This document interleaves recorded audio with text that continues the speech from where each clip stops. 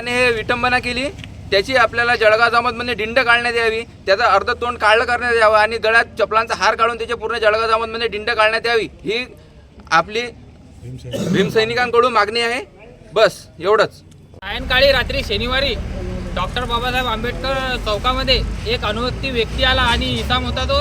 त्यांनी डॉक्टर बाबासाहेब आंबेडकर इथे येऊन गेट खोललं आणि डॉक्टर बाबासाहेब आंबेडकरांवर त्यांनी अंडे फेकले आणि त्यांची विटंबना केली. हे घटना नेमकी किती वाजता घडली? हे घटना नेमकी 11:30 वाजता 11:45 दरम्यानमध्ये घडली आणि पोलिसांनी चांगलं सहकार्य केले आणि चौकशी केली. त्याच्यानंतर आरोपीला अटक करण्यात आली. तरी पण आमच्या भीमसैनिकांची अपेक्षा पूर्ण झालेली नाही. त्यांची अपेक्षा होती की बा जसं इथं आणून त्यांची घासणी करावी.